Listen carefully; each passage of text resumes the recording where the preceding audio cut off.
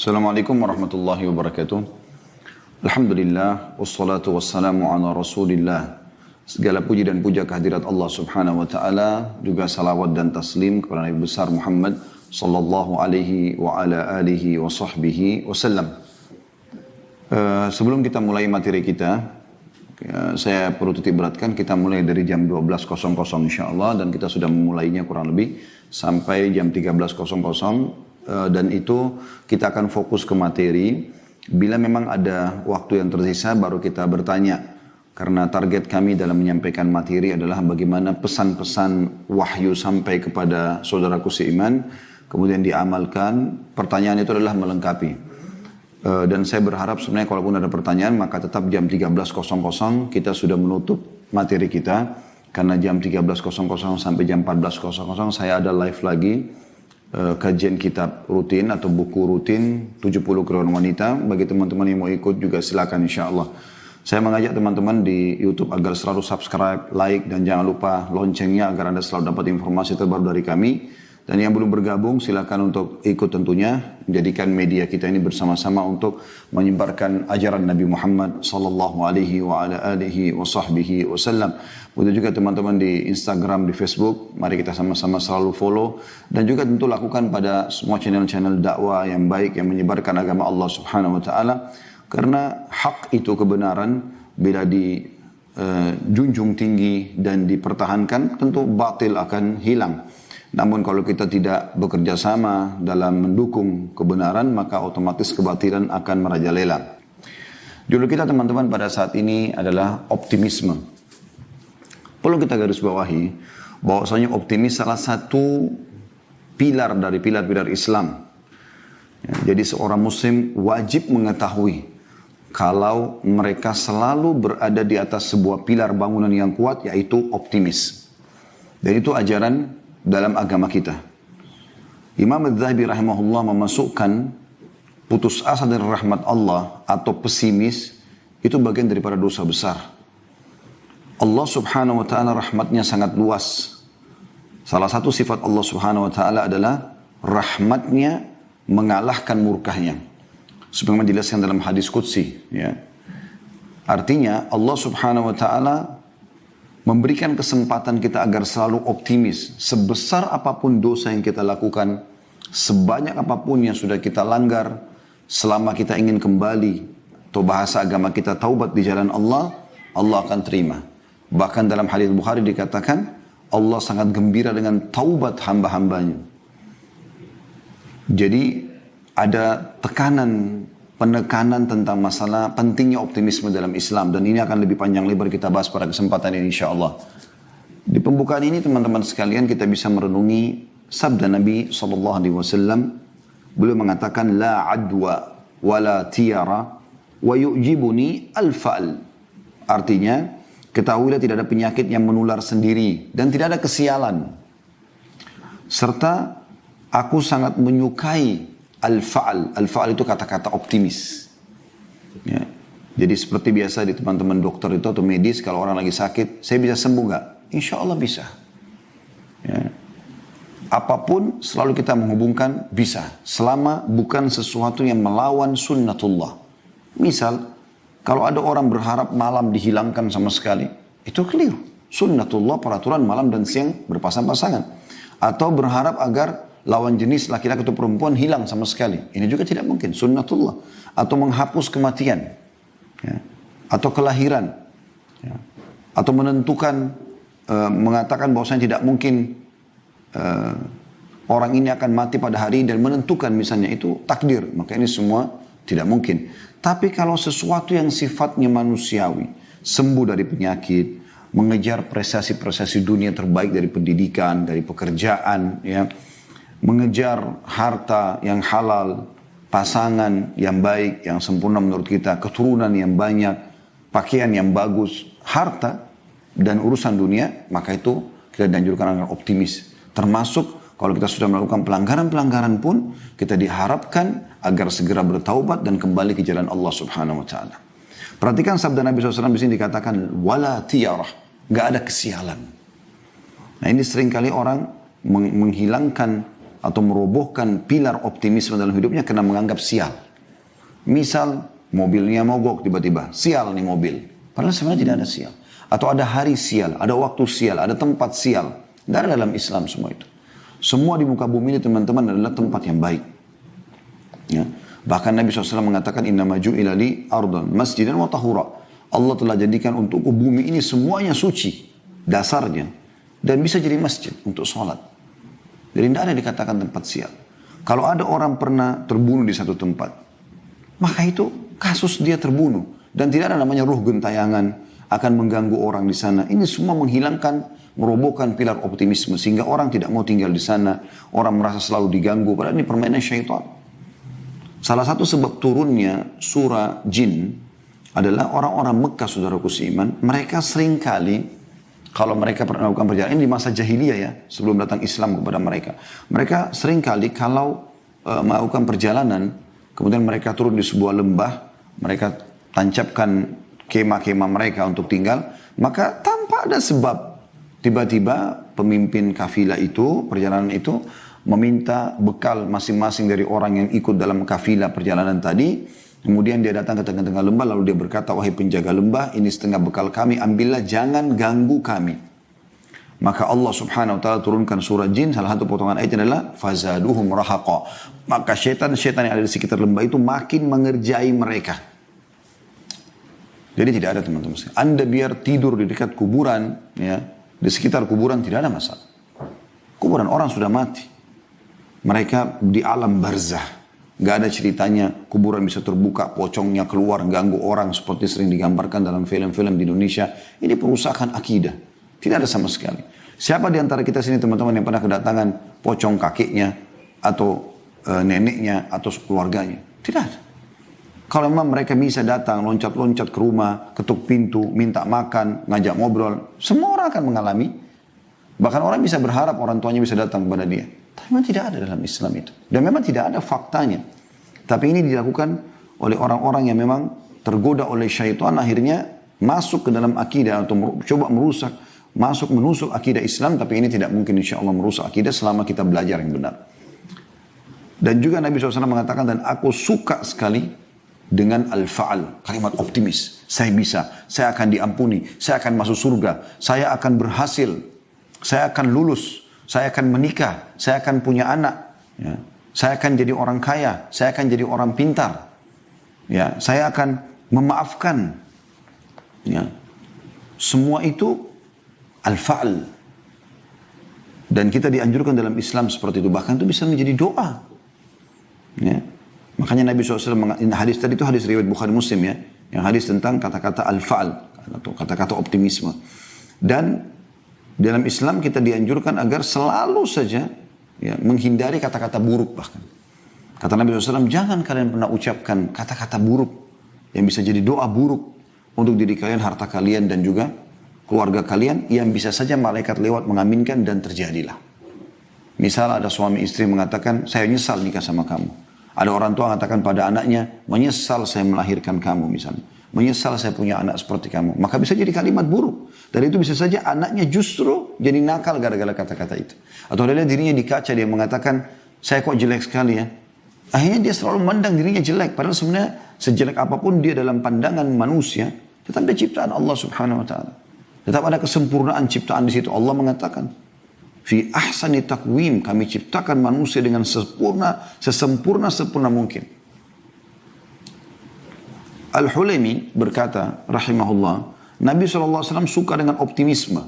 Karena pesimis merupakan cermin persangkaan buruk kepada Allah tanpa alasan yang jelas. Optimisme diperintahkan dan merupakan wujud persangka yang baik atau prasangka yang baik. Seorang mukmin diperintahkan untuk bersangka baik kepada Allah dalam setiap kondisi. Ini dinukil dari Fathul Bari, syarah Sahih Bukhari, ya, di jilid 10 halaman 226. Jadi bagaimana kita dianjurkan agar selalu berbuat kebaikan-kebaikan teman-teman. Kita selalu optimis. Jadi seburuk apapun masa lalu Anda, gak ada hubungannya dengan Anda sekarang. Ya. Makanya ada satu judul ceramah, saya sarankan teman-teman mengikuti karena dalam 1 jam kita tidak mungkin menghabiskan semua materi. Tapi saya sarankan Anda coba pilih di playlist di playlist di YouTube kami, di Khalid Basalam Official, ada judul, Iya Inilah Aku Sekarang. Judul tablik akbar itu lebih dari 2 jam, ya mungkin hampir 3 jam materi itu di Makassar beberapa waktu yang lalu kami sempat adakan sebelum pandemi. Itu khusus, saya memang susun tema itu bagi orang-orang yang dulu masa lalunya kelam.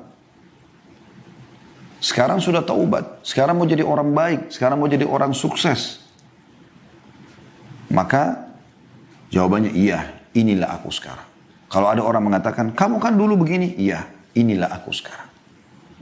Masa lalu dalam Islam tidak pernah dilihat. Bukankah mayoritas sahabat dulunya orang-orang non-muslim, orang kafir di Mekah, kemudian mereka dapat hidayah? Bukankah Umar bin Khattab radhiyallahu anhu adalah orang yang paling benci Islam? Bahkan pada saat akan mengucapkan syahadat, hari itu dia menghunuskan pedangnya, pakai baju perangnya untuk membunuh Nabi SAW. Dan terbalik Allah berikan hidayah. Ya. Bukankah Abu Sufyan orang yang memimpin pasukan Ahzab, orang yang membenci Islam, tapi setelah pembebasan kota Mekah masuk Islam? Bukankah Ikrimah bin Abi Jahal, ayahnya Abu Jahal, meninggal dalam keadaan kafir, dia selalu bersama ayah yang membenci Islam, tapi setelah masuk Islam dia menangis memegang Al-Quran sambil mengatakan, ini perkataan Tuhanku yang aku lalaikan selama ini. Kemudian dia mengatakan, ya Rasulullah, mulai hari ini aku akan, ya ini lihat kalimat optimisnya, aku akan bersedekah sejumlah dulu yang aku keluarkan untuk memerangi anda sebagai tebusannya. Mereka optimis. Banyak sahabat masuk Islam umurnya sudah sepuh, tapi mereka menghafal Al-Quran, tidak ada kata-kata pesimis. Mereka selalu optimis, ya. Abdurrahman ibn Auf radhiyallahu anhu datang ke Mekah, datang dari Mekah cuma pakaian di badan, hartanya semua disita oleh orang-orang kafir Mekah. Tapi dia datang ya dengan berbekal hanya pakaian di badan, lalu dia datang ke pasar Madinah, dia datangi salah satu penjual ya perangkat pertanian, perkebunan, cangkul dan yang sejenis, lalu mengatakan, saya seorang muhajir, saya butuh untuk mengambil barang anda, jatuh tempo, besok saya bayar. Mulailah dia ambil 5-6 cangkul dan beberapa jenisnya, kemudian dia jual, besok laku sampai dia punya toko. Sampai dia menjadi salah satu dari penduduk Madinah atau kaum muslimin terkaya, atau orang-orang terkaya. Nggak ada kata-kata pesimis. Mereka selalu optimis. Ya, dan ini memang pilar Islam. Ingat selalu firman Allah Subhanahu wa Ta'ala dalam surah Al-Insyirah ayat 5 sama ayat 6. Ya, fa inna ma'al usri yusra. Inna ma'al usri yusra. Di setiap kesulitan ingat ayat ini. Ada kesulitan apapun, kita lagi sakit berharap sembuh, kita lagi miskin berharap kaya, kita lagi di PHK berharap supaya bisa dapat kerja baru, kita lagi belum lulus sekolah, kita berharap nanti menjadi seorang sarjana, atau apa saja, kita belum menikah berharap menikah, belum punya anak berharap punya anak. Semuanya itu ya, fa inna ma'al usri yusra. Di setiap kesulitan akan ada kemudahan. Intinya teman-teman, jangan sampai di masa kita lagi sulit melanggar hukum Allah Subhanahu wa Ta'ala, malah kedukun, ya, malah berbuat kesyirikan, malah bermaksiat, lagi ada masalah malah minum khamr, malah berzina, maka makin hancur hidup dia. Ini ayat ini berlaku bagi orang yang menghadapi kesulitan lalu dia kembali kepada Allah Subhanahu wa Ta'ala. Cobaan yang sedang datang justru bentuk kasih sayang Allah agar kita bisa kembali kepadanya. Di saat itu anda wudu, bahkan sejadah, sujud di malam hari, mohon kepada Sang Pencipta Allah. Anda sedang memohon kepada pencipta langit dan bumi. Kalau anda sedang sakit, lagi ada masalah, yang ciptakan anda Allah, yang ciptakan masalah itu Allah, yang bisa menyelesaikannya Allah. Dan anda kalau sudah mendapatkan nikmat, yang ciptakan anda Allah, yang berikan nikmat itu Allah, yang bisa menambahnya juga Allah Azza wa Jalla. Itu kemuliaan seorang mukmin. Dan Allah ulangi, inna ma'al usri yusra. Inna adalah harfu ta'kid dalam bahasa Arab. Ya. Huruf yang memastikan. Inna. Dan saudara-saudaranya anna, lakinna semua sama. Tapi inna, Allah mengatakan pasti ma'al usri yusra. Di setiap usri akan ada kemudahan. Asal anda kembali kepada Allah Subhanahu wa Ta'ala. Ya. Dan juga teman-teman sekalian, salah satu hadis yang mulia diriwayatkan Imam Muslim, kata Nabi SAW, ihris ala ma yanfa'uk wasta'in billahi wa la ta'jaz. Ini luar biasa hadis tentang masalah optimisme. Perhatikan kata Nabi SAW, bersemangatlah atas hal-hal yang bermanfaat bagimu. Selama bermanfaat, tidak ada maksudnya, kejar. Proses tertinggi dalam pendidikan, dalam pekerjaan, anda yang sedang kuliah, yang mengikuti acara kita lagi sekolah, kejar prosesnya terbaik. Jangan bilang, oh saya nggak bisa seperti si fulan, dia selalu ranking 1, 7 juara 1, atau dia selalu mendapatkan nilai A+, saya tidak bisa, saya cuma bisa C. Ini ajiz namanya. Harus kita mengatakan bisa. Saya pada saat kuliah, saya coba terapkan metode ini dan berhasil. Saya merasa pada saat saya berkumpul dengan orang-orang yang malas, maka kita bisa terkena tampiasannya. Tapi kalau saya semangat duduk dan berteman sama orang-orang yang berhasil, maka saya seperti mereka. Saya seperti mereka. Dan alhamdulillah saya temukan itu. Nilai-nilai yang tinggi pada saat sedang ujian, pada saat kuliah, kita dapatkan karena memang kita bersemangat untuk itu. Kejar yang terbaik. Allah, Nabi SAW mengatakan, bersemangatlah atas hal yang bermanfaat bagimu. Dan minta tolonglah kepada Allah. Nah, ini jangan lupa. Karena kalau Allah tidak tolong, kita tidak akan mampu. Gitu kan? Dan jangan kamu lemah. Wala ta'jaz. Jangan putus asa. Jangan pesimis. Ada juga hadis Nabi SAW yang mulia. Kata Nabi SAW, kalau di tangan seseorang di antara kalian. Di tangan seseorang di antara kalian. Itu ada bibit pohon, sementara dia tahu besok terjadi kiamat, maka tetap dia tancapkan. Luar biasa, motivasi dalam Islam. Kita sudah tahu kiamat besok, artinya hancur juga pohon itu nanti. Kita juga nggak ambil manfaat, tapi tetap dia tancapkan. Karena bagi seorang Muslim, perbuatan baik apapun yang dia lakukan, maka akan ada pahala yang di sisi Allah SWT sampai di detik terakhir pada saat dia mau meninggal dunia. Seorang ulama bernama Abu Yusuf rahimahullah, salah satu ulama madhab yang terkenal dari madhab Hanafi.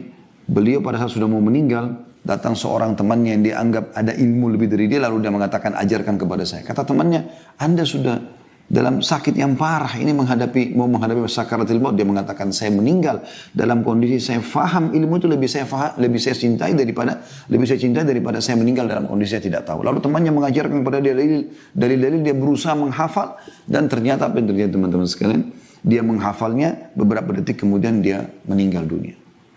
Begitu besarnya motivasi dalam Islam dan optimis setiap kali mengejar prestasi terbaik. Dan Anda diberikan lagi satu motivasi besar dalam Islam dalam masalah optimisme ini, yaitu kalau Anda sudah niatkan ternyata Anda belum melakukannya, asal Anda tulus karena Allah, Allah akan berikan pahalanya. Misal, kalau Anda mau tidur sholat malam, niat mau sholat malam, ternyata kebablasan, bangunnya azan subuh.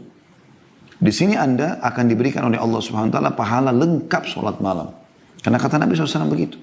Man hamma bihasanatin walam ya'malha kutiba lahu hasanatun kamil. Siapa yang baru niat mau mengerjakan satu amal kebaikan, lalu dia kerjakan, siapa yang niat mengerjakan satu kebaikan, lalu dia belum sempat mengerjakan, dicatatkan baginya satu pahala. Fa'in amilaha, kalau dia sempat kerjakan, kutiba lahu asyru adhafiha. Kalau dia kerjakan akan dicatatkan baginya 10 kali lipat. Jadi kalau Anda bangun sholat malam, Anda akan dikasih 10 kali lipat, karena sudah niat sebelumnya dan dikerjakan. Seperti itulah. Seperti sekarang Anda tidak punya harta untuk haji misalnya. Tapi Anda niat mau haji. Anda meninggal sebelum mengerjakan haji, Anda akan dapat pahala haji. Jihad, sedekah, bakti sama orang tua, apa saja. Setiap kali Anda lihat perbuatan baik orang lakukan, Anda tidak mampu melakukan. Tapi Anda memang berniat, berazam, bertekad. Kalau Allah berikan kemudahan seperti orang itu saya akan lakukan, maka Anda akan diberikan pahala yang sama. Begitu kata Nabi SAW dalam hadis. Manusia ini 4.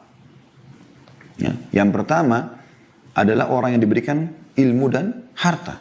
Lalu dia habiskan keduanya di jalan Allah. Dia hartanya banyak, dia sedekahkan, dan dia juga punya ilmu agama, dia ajarkan. Kemudian datang golongan ini manusia terbaik. Semoga Allah SWT jadikan kita termasuk orang-orang ini. Yang kedua adalah orang yang Allah karuniai ilmu tanpa harta. Dia beragama pintar tapi miskin. Tapi dia, kata Nabi SAW, melihat orang yang pertama lalu dia mengatakan, andai saja Allah memberikan kepadaku seperti si fulan, maksudnya seperti orang yang pertama, saya punya juga harta, saya juga akan lakukan hal yang sama. Bangun masjid, rumah anak yatim, bantu orang susah, segala macam. Apa kata Nabi SAW? Fahuma fi ajri sawa. Maka mereka sama pahalanya. Bayangkan optimisme yang tinggi luar biasa dalam Islam. Kita biar tidak mampu bangun masjid, kita tidak mampu bantu janda-janda, anak yatim, kita tidak mampu membangun sebuah kota, apalah perbuatan-perbuatan, kita tidak mampu pergi haji, kita belum mampu beli umroh, kita pergi umroh, tidak mampu melakukan banyak hal dari kegiatan-kegiatan sosial, tapi kita bertekad dalam hati, kalau seandainya Allah berikan saya kesempatan, saya akan lakukan yang sama. Maka sama pahalanya dengan orang yang melakukan.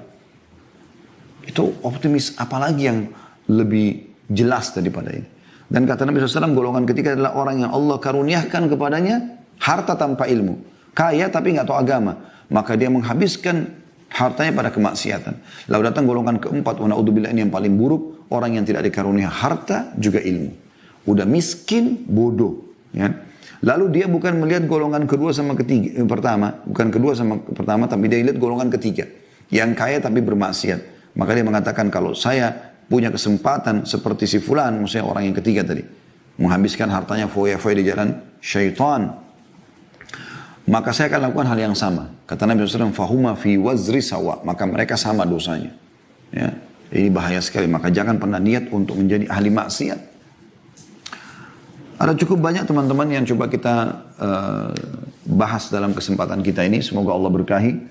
Bagaimana kita dianjurkan agar selalu punya optimisme. Ada hadis yang lain. Hadis ini hadis sahih riwayat Imam Ahmad. Hadis ini riwayat Bukhari Muslim tepatnya. Kata Nabi SAW kepada Sa'ad bin Abi Waqqas radhiyallahu anhu, innaka intadhar warathataka agniya'a khairun laka an tadarahum 'alatan yatakaffafuna an-nas. Ketahuilah wahai Sa'ad, engkau meninggalkan anak-anakmu dalam keadaan kaya, ya. Engkau pada saat meninggal tinggalkan warisan yang banyak, jauh lebih baik. Artinya untukmu dan untuk mereka. Kau dapat pahala yang banyak, mereka pun bisa hidup. Daripada mereka kau tinggalkan dalam kondisi mengemis kepada orang-orang. Bukankah itu adalah sebuah optimisme? Supaya kita menjadi orang kaya, yang penting halal, lalu kita tinggalkan untuk ahli waris. Itu hadis sahih riwayat Bukhari Muslim. Allah Subhanahu wa ta'ala, teman-teman, tidak pernah melarang kita untuk menikmati apa yang telah diciptakan. Selama 5 huruf halal. Dan dia hanya melarang 5 huruf yang lain haram. Dan perlu kita titik beratkan, dan ini sering saya bahasakan, yang haram itu jauh lebih sedikit dibandingkan yang halal. Halal ini banyak sekali. Pada saat Allah haramkan babi, Allah ganti dengan sapi, kambing, ayam, kelinci, semua hewan air. Kenapa harus babi dimakan? Ini sebagai bentuk cobaan dari Allah SWT. Seperti ada kerja di kantor. Nah, pasti di kantor itu akan, begitu Anda melamar kerja dan Anda diterima, akan yang ada adalah motivasinya. Kalau kerja dari jam sekian sampai jam sekian akan dapat ini, dapat ini, dapat ini, dapat ini. Kan gitu. Tapi di kantor juga akan dikatakan, kalau Anda melanggar akan ada begini dan begitu. Tentu perusahaan tidak berharap Anda melanggar, berharap Anda berjalan. Nah itu yang dimaksudkan. Ini cara memahami rasionalnya. Allah Subhanahu wa ta'ala memberikan yang haram, itu bagi orang-orang yang mau melanggar. Cobaannya, gitu kan. Jangan dilanggar. Pelanggaran-pelanggaran itu untuk diketahui dan dihindari. Anda sudah tahu ini di perusahaan saya tidak boleh, maka jangan dilakukan. Supaya Anda tidak kena PHK, supaya Anda tidak punya masalah. Begitu juga dengan hal-hal yang merupakan motivasi, ya, atau motivator untuk bekerja di kantor, Anda lakukan. Ya. Perhatikan Allah Subhanahu wa ta'ala menjelaskan kepada kita dalam surah Al-A'raf ayat 32. Surah Al-A'raf ayat 32. Anda bisa buka di aplikasi Al-Quran di handphone Anda, bunyinya a'udzubillahi minasyaitonirrajim. Sekali lagi, Al-A'raf ayat 32. Qul man harrama zinatallahi allati akhraja li'ibadihi wat-tayyibati minar rizq. Qul hiya lilladhina amanu fil hayatid dunya khalisatan yaumal qiyamah. Katakan, hai Muhammad, siapa yang melarang, mengharamkan perhiasan-perhiasan yang telah Allah keluarkan untuk hamba-hambanya, dan tayyibat minar rizq, yang baik-baik dari rezeki, makanan yang sehat, makanan yang wangi, berkualitas, pakaian, minuman, pergaulan yang halal. Siapa yang mengharamkan semua itu? Allah suruh orang beriman untuk makan, minum, kulu washrabu, makanlah dan minum. Tapi Allah kasih kuncinya, halalan yang halal dan tayyib yang berkualitas. Kalau orang beriman, teman-teman, tidak boleh makan, nggak boleh minum, nggak bisa biologis, maka mungkin kita susah hidupnya. Wajar orang menjadi kafir, tapi ini semuanya bisa, tapi dengan cara halal. Makan, minum yang halal, biologis yang halal, dengan cara menikah, gitu kan? Kata Allah Subhanahu wa ta'ala, katakan hai Muhammad, itu untuk orang-orang beriman di dunia, dan juga hanya untuk mereka di akhirat. Di dunia orang kafir masih dapat makan, minum, dan segala macam. Tapi di akhirat, orang beriman saja. Di dunia kita dapat kenikmatan, selama kita menjalankan atau menikmati yang halal, menjalankan perintah dan menikmati yang halal, dan di akhirat kita juga akan dapat khusus buat kita saja. Orang kafir malah akan menuju ke api neraka. Wa na'udzubillah. Kemudian teman-teman sekalian, juga Allah Subhanahu wa ta'ala menyebutkan Dalam surah Al-Mulk ayat 15. Surah Al-Mulk ayat 15. A'udzu billahi minasyaitonir rajim. Huwa alladhi ja'ala lakumul arda dalulan famshu fi manakibiha wa kulu min rizqihi wa ilaihin nusyur. Dia yang telah menghamparkan bumi buat kalian, ya. Kalian bisa jalan di atasnya. Dan Allah mengatakan wa kulu min rizqi. Makanlah dari rezeki yang telah Allah siapkan. Makanan, minuman yang halal, makan, nikmati. Ya. Supaya kau bisa menjalankan kehidupanmu. Dan ketahuilah, kepadanya kalian akan dikembalikan. Juga Allah memerintahkan dalam surah Al-Jumu'ah ayat 10. Setiap habis sholat Jumat, apa yang Allah perintahkan buat umat Islam? Terutama kaum laki-laki yang punya kewajiban untuk mencari nafkah. A'udzu billahi minasyaitonir rajim. Fa idza qudiyatis shalatu fantashiru fil ardi wabtaghu min fadlillah. Wabtaghu min fadlillahi wadhkurullaha katsiran la'allakum tuflihun. Hai orang-orang beriman, kalau seandainya, ya, atau bila selesai, maaf saya ulangi, bila selesai mengerjakan sholat Jumat, maka menyebarlah kalian di muka bumi, ya, dan carilah dari karunia Allah. Suruh cari, fantashiru fil ard, menyebar di muka bumi. Wabtaghu min fadlillah, ya, cari rezeki itu dari karunia Allah. Dan berzikirlah kepada Allah dengan zikir yang banyak agar kalian termasuk orang-orang yang beriman, orang-orang yang beruntung. Disebutkan dalam sebuah hadis dari Nabi SAW, beliau mengatakan, ma'akala ahadun ta'aman khairan min an ya'kula min amali yadih. Ketahuilah, tidak ada sesuatu yang paling baik dikonsumsi oleh seseorang dibandingkan dari hasil kerja tangannya sendiri. Suruh bekerja. Agama Islam menyuruh penganutnya untuk bekerja, bergerak.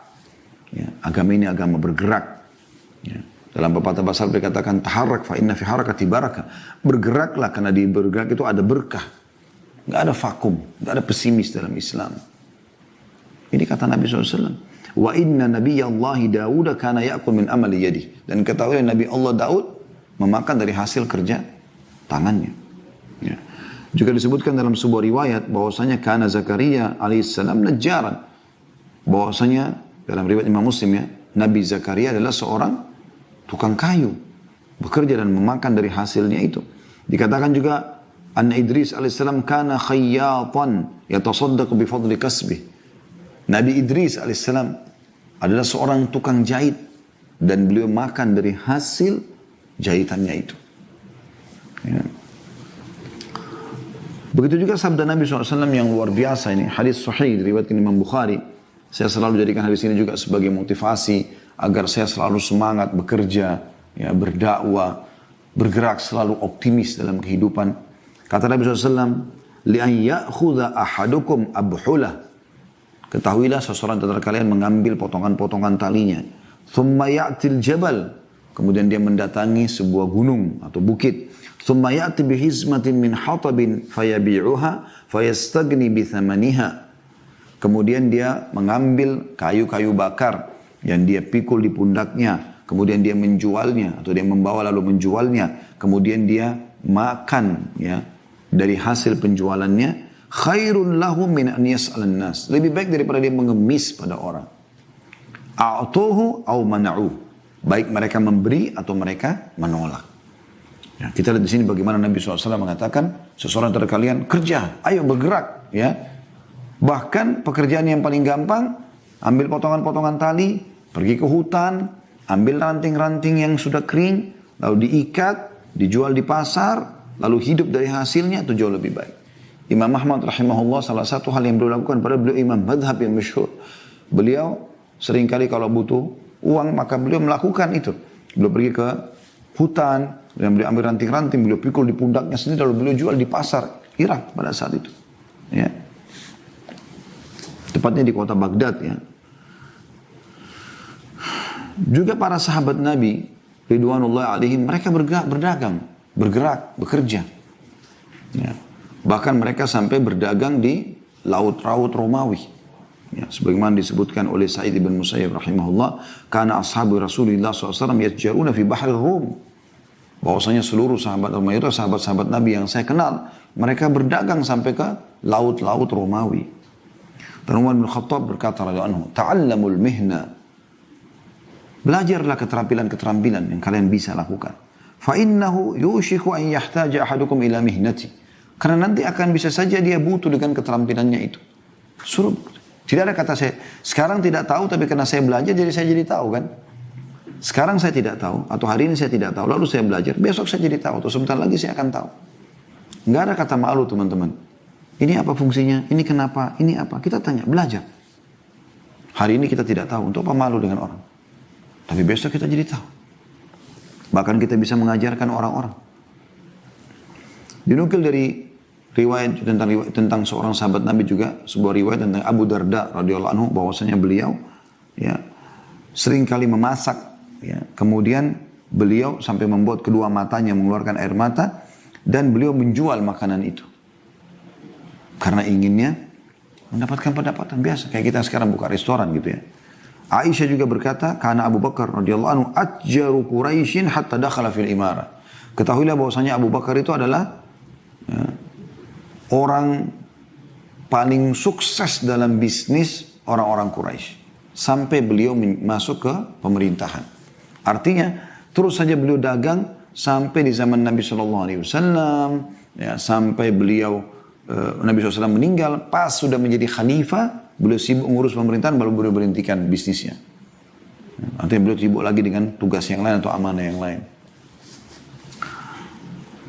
Qais bin Asim, salah satu ulama salaf yang terkenal, pernah menasihati anaknya pada saat dia akan meninggal. Dia mengatakan, alaikum bil mali wastina'ah. Kan harus mencari harta dan merawatnya, menjaga supaya dia terus berkembang. Fa innahu mambahatul karim, karena dia sumber kemuliaan. Wa yustagna bihi 'anil la'im, dan menyelamatkan diri dari kehinaan. Wa iyyakum wal mas'alah, dan jangan pernah mengemis, jangan pernah pesimis. Fa inna akhiru kasbar rajul, karena mengemis itu pendapatan terakhir. Kalau betul-betul sudah bangkrut, miskinnya luar biasa, baru orang terpaksa minta. Itu pun dalam Islam dia boleh minta hanya sebatas selama dia belum mampu. Dia kalau tidak minta sekarang makanan, dia akan mati pada hari itu. Apa boleh buat? Kalau tidak, nggak ada kata-kata minta dalam Islam. Nggak ada kata-kata mengemis. Dalam sebuah hadis kata Nabi SAW, saya membuka pintu iffah, kemuliaan. Dia kalau mau terima sesuatu, maka dia minta bayar dengan jasa dia, maka Allah bukakan pintu kekayaan. Dan siapa yang membuka pintu mengemis, maka Allah akan bukakan dia pintu kemiskinan. Sa'id bin Musayyib rahimahullah berkata, la khaira fi man la yatrubul mal. Enggak ada kebaikan bagi orang yang tidak bekerja mencari harta yang halal. Enggak ada kebaikan padanya. Malas, pengangguran. Ya. Ini tidak baik. Kata beliau, yaqdi bihi daina. Dengan uang yang didapatkan dia bisa selesaikan utang-utangnya. Wa yasunu bihi 'irdah, dan dia menjaga kehormatannya. Orang kan muliakan dia. Orang kaya biar jelek tampangnya, kurang fisiknya, tapi karena dia punya harta, orang hormati. Wa yaqdi bihi dhimamah, memenuhi kebutuhan-kebutuhannya. Wa in mata taraka mirasan liman ba'da, dan kalau dia mati dia akan mewariskan bagi orang yang datang setelahnya. Jadi manfaatnya besar sekali kan punya pendapatan itu. Ya, dan ingat teman-teman, innamal a'malu binniyat, semua sesuai dengan niatnya. Allah berikan Anda begitu. Sudahlah, saya cukup dengan ini, saya nggak usah lagi jadi sarjana, saya nggak usah lagi bekerja, saya nggak usah cari pekerjaan lain, saya tidak usah maju, tidak usah begini, tidak usah begitu, tidak usah berobat, ya, tidak usah ikhtiar.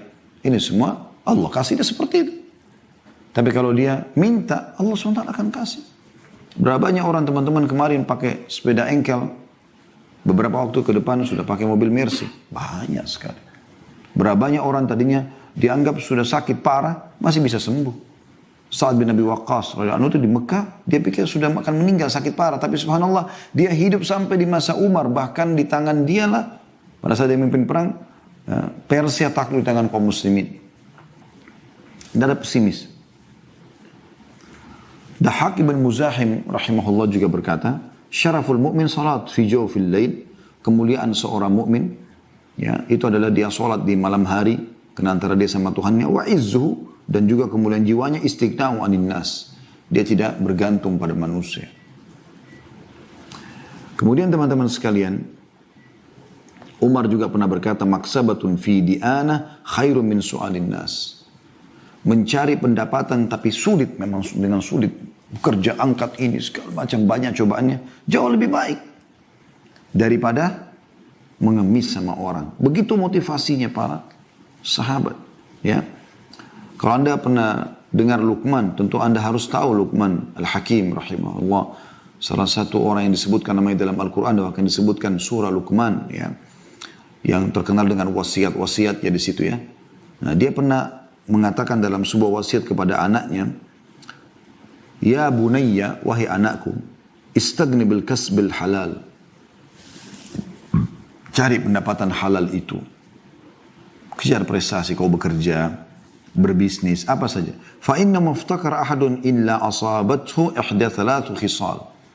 Tidak ada orang yang berhenti bekerja kecuali dia akan kena salah satu dari 3 masalah. Rikkatun fi dini, lemah agamanya. Orang miskin itu lemah agamanya. Ya. Maksudnya mudah sekali dia untuk bisa meninggalkan sholat, meninggalkan agama. Bukankah banyak orang-orang yang murtad justru karena ini kan? Bukan kita bicara secara khusus orang miskin tertentu, tidak. Ada orang miskin, Masya Allah punya keimanan kuat. Tapi kita bicara di sini, Luqman Hakim berikan wasiat. Orang miskin itu lebih lemah agamanya. Secara umum, ya. Karena kapan dia ditawarkan sebuah pendapatan yang besar, lalu dia tinggalkan agamanya, dia bisa tinggalkan. Bukankah di Indonesia terjadi orang banyak tinggalkan agama, murtad gara-gara hanya sembako saja. Tidak asing lagi kisah itu dalam program kristenisasi di Indonesia, kan. Kemudian yang kedua, au dha'fu fi aqli, atau lemah akalnya. Kalau orang tidak mau bekerja, vakum, malas, pengangguran, maka lemah akalnya. Dia nggak biasa berpikir untuk mengembangkan potensi yang ada dalam dirinya. Kita ini punya potensi besar sekali, teman-teman. Potensi kita yang Allah berikan luar biasa. Dari akal kita ini banyak yang bisa kita lakukan. Nah, akalnya jadi lemah kalau dia tidak bekerja.